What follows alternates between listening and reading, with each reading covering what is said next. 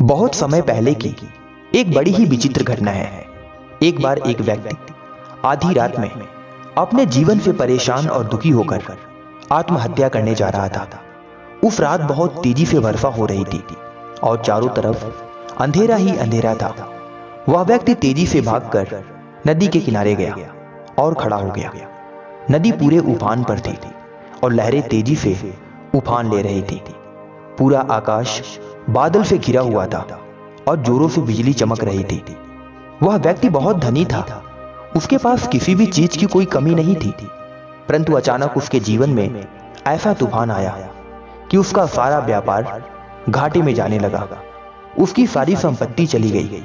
उसके भाग्य का सूरज पूरी तरह से अस्त हो गया। चारों ओर निराशा ही निराशा थी और उसका भविष्य भी कहीं नजर नहीं आ रहा था। इसी कारण वह अपने जीवन से पूरी तरह से निराश हो चुका था। अब उसके जीने की उम्मीद पूरी तरह से खत्म हो चुकी थी। इसलिए वह आत्महत्या करने जा रहा था।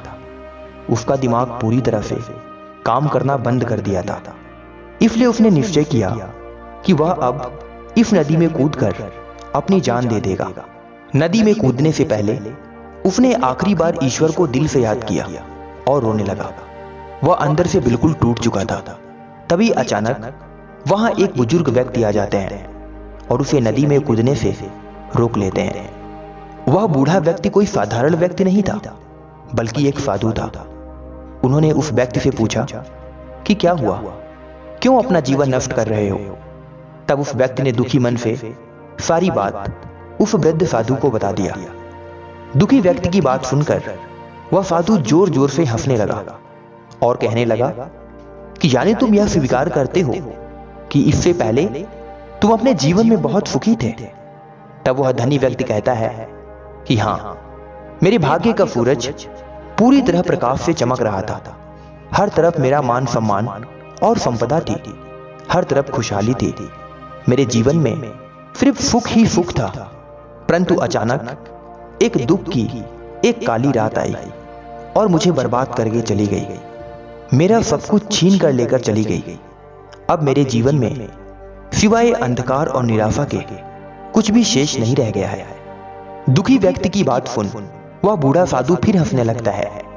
व्यक्ति यह देख साधु से कहता है कि मैं यहां आपको अपना दुख बांट रहा हूं और आप उस पर हंस रहे हैं। तब वह बूढ़ा साधु कहता है कि दिन के बाद रात्रि है और रात्रि के बाद दिन। जब दिन ज्यादा देर नहीं टिकता तो रात्रि भी कैसे टिकेगी। वह व्यक्ति आश्चर्य से कहता है कि आपका मतलब क्या है। तब वृद्ध साधु मुस्कुराते हुए कहते हैं कि हमेशा ध्यान रखो कि परिवर्तन प्रकृति का नियम है। मेरी बात ठीक से सुनो और समझ लो। जब तुम्हारे अच्छे दिन हमेशा के लिए नहीं रहे तो हो सकता है कि बुरे दिन भी हमेशा के लिए नहीं रहेंगे। जो व्यक्ति इस बात को जान लेता है वह सुख में सुखी नहीं होता और दुख में दुखी नहीं होता। सुख दुख तो जीवन का एक हिस्सा है। यदि आज दुख है तो कल सुख होगा। जीवन में हर तरह का वक्त आता है, परंतु जो इन दोनों परिस्थितियों में टिका रहता है उसका जीवन उस अडिग चट्टान की तरह हो जाता है जो वर्षा, धूप और आंधी में एक समान ही बना रहता है। जिसने दुख और सुख की संभाव को समझ लिया, जानो उसने स्वयं को पहचान लिया। सुख और दुख तो जीवन में आते ही रहते हैं और यही प्रकृति का असली नियम है। एक बार तुम स्वयं से सोचो कि यदि किसी के जीवन में हमेशा एक स्वभाव रहे तो कैसा होगा।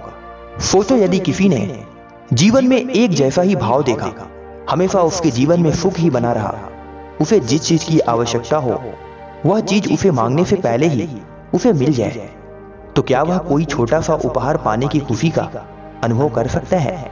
जब तक जीवन में दुख का अनुभव ना हो, उसका स्वाद न चखा हो, तब तक जीवन में असली सुख की अनुभूति नहीं होती। इसलिए जीवन में सुख और दुख दोनों ही जरूरी हैं। जो इस शाश्वत नियम को जान लेता है उसका जीवन बंधनों से मुक्त हो जाता है।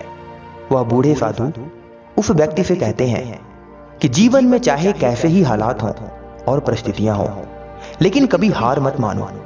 कभी ना कभी तो अंत होगा ही।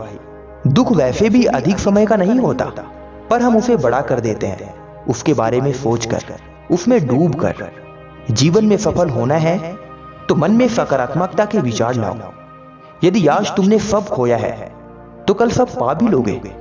बस थोड़ी हिम्मत और धैर्य रखो।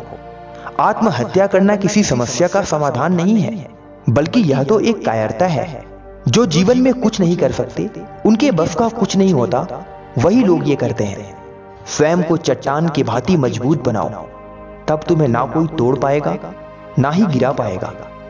बस आप अपने कर्म पर ध्यान दो। जैसा कर्म करोगे वैसा ही फल मिलेगा। मेहनत करोगे तो फल मीठा होगा। वहीं फरेब से किया गया कर्म कभी लाभकारी नहीं होता। उस वृद्ध साधु की बात सुनकर व्यक्ति की आंखें खुल गईं।